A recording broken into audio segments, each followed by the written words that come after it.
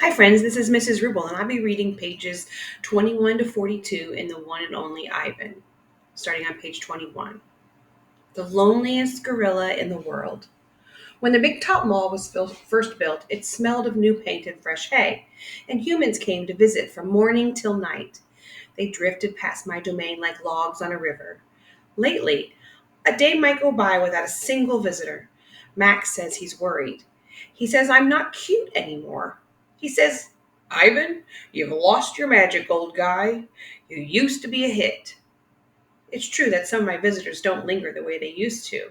They stare through the glass, they cluck their tongues, they frown while I watch my TV. He looks lonely, they say. Not long ago, a little boy stood before my class, tears streaming down his smooth red cheeks. He must be the loneliest gorilla in the world, he said, clutching his mother's hand. I'm on page 22 now, friends. At times like that, I wish humans could understand me the way I can understand them. It's not so bad, I want to tell the little boy.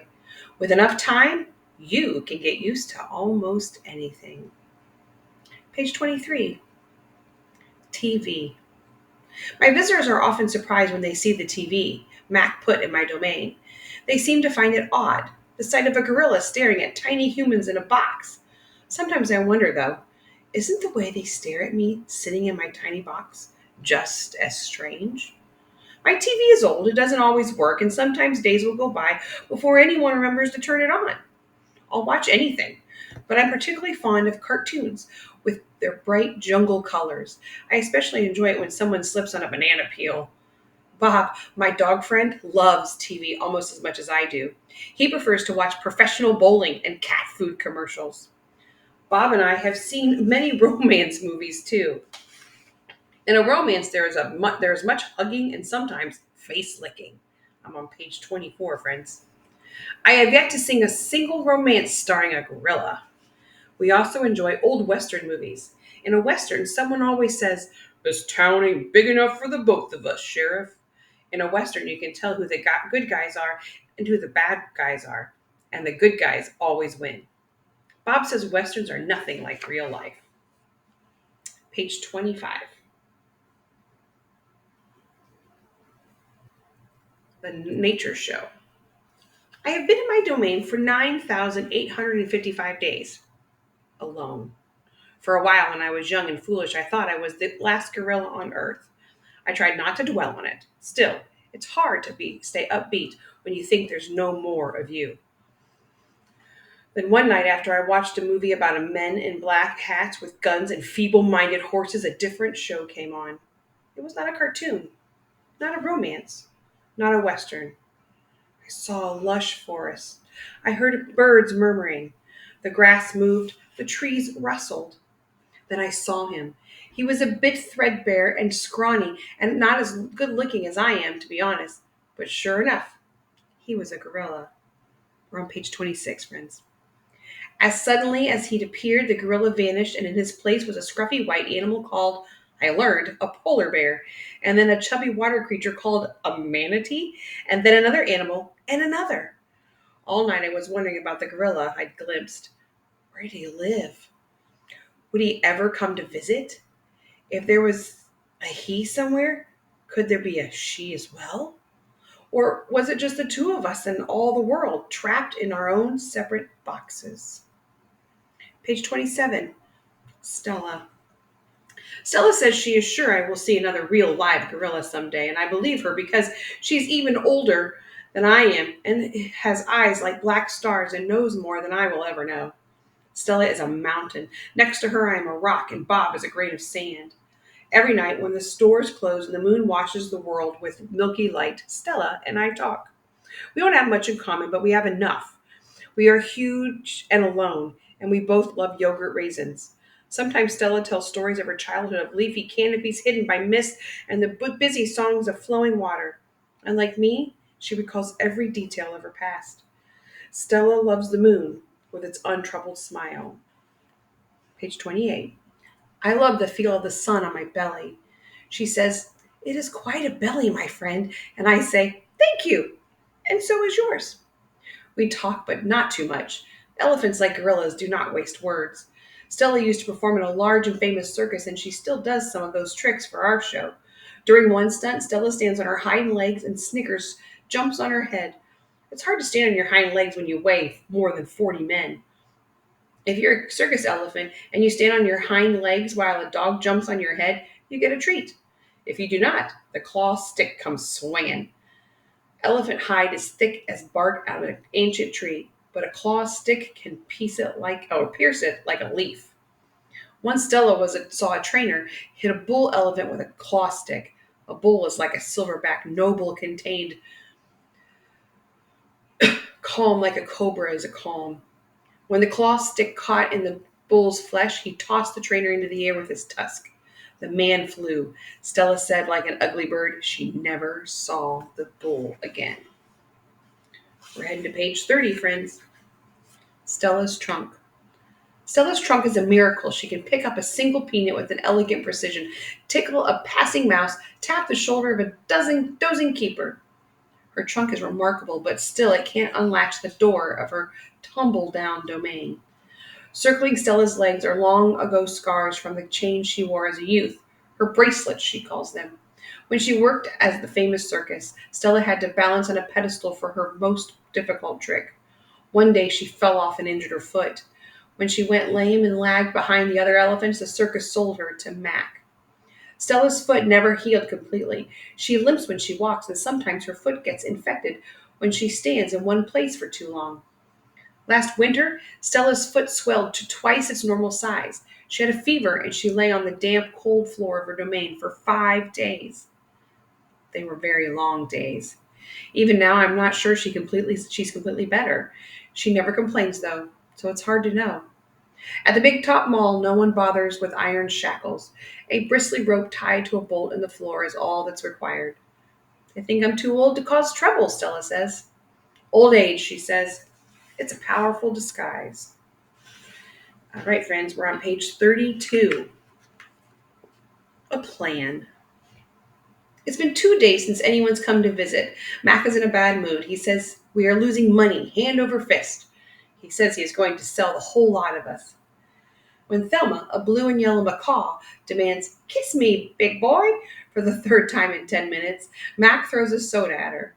Thelma's wings are clipped so that she can't fly, but she can still hop. She leaps aside just in the nick of time. "Pucker up," she says with a shrill whistle. Mac stalks to his office and slams the door shut. I wonder if my visitors have grown tired of me.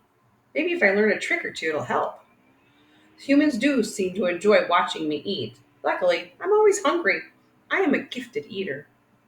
A silverback must eat 45 pounds of food a day if he wants to stay a silverback. 45 pounds of fruit and leaves and seeds and stems and bark and vines and rotten wood. Also, I enjoy the occasional insect. I'm going to try to eat more. Maybe then he will get more visitors. Tomorrow I will eat 50 pounds of food. Maybe even 55. That should make Mac happy. Page 34. Bob. I explain my plan to Bob. "Ivan," he says, "trust me on this one. The problem is not your appetite." He hops onto my chest and licks my chin, checking for leftovers. Bob is a stray, which means he does not have a permanent address. He is so speedy, so wily, that mall workers long ago gave up trying to catch him. But Bob can sneak into cracks and crevices like a trapped rat. He lives well off the He lives well off the ends of hot dogs he pulls from the trash. For dessert, he laps up spilled lemonade and splattered ice cream cones. I've tried to share my food with Bob, but he is a picky eater, and he says he prefers to hunt for himself. Bob is tiny, wiry, and fast, like a barking squirrel. He is nut-colored and big-eared. His tail moves like weeds in the wind, spiraling, dancing. Bob's tail makes me dizzy and confused. It has meanings within meanings like human words. I am sad, it says. I am happy, it says. Beware, I may be tiny, but my teeth are sharp. Gorillas don't have any use for tails. Our feelings are uncomplicated. Our rumps are unadorned. Bob used to have 3 brothers and 2 sisters. Humans tossed them out of a truck onto the freeway when they were a few weeks old. Bob rolled into a ditch. The others did not. Page 36. His first night on the highway, Bob slept in the icy mud of a ditch. When he woke, he was so cold that his legs would not bend for an hour. The next night, Bob slept under some dirty hay near the Big Top Mall garbage bins. The following night, Bob found a spot in the corner of my domain where the glass was broken. I dreamed that I'd eaten a furry donut, and when I woke in the dark, I discovered a tiny puppy snoring on top of my belly. It had been so long since I'd felt the comfort of an other's warmth that I wasn't sure what to do. Not that I hadn't had any visitors. Mac had been in my domain, of course, and many other keepers. I'd seen my share of rats zip past, and the occasional wayward sparrow had fluttered in through a hole in my ceiling. But they never stayed long. I did move all night for fear of waking Bob. Page 37. Wild.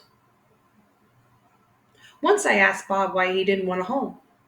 Humans, I'd noticed, seemed to be irrationally fond of dogs, and I could see why a puppy would be easier to cuddle with than, say, a gorilla. Everywhere is my home, Bob answered.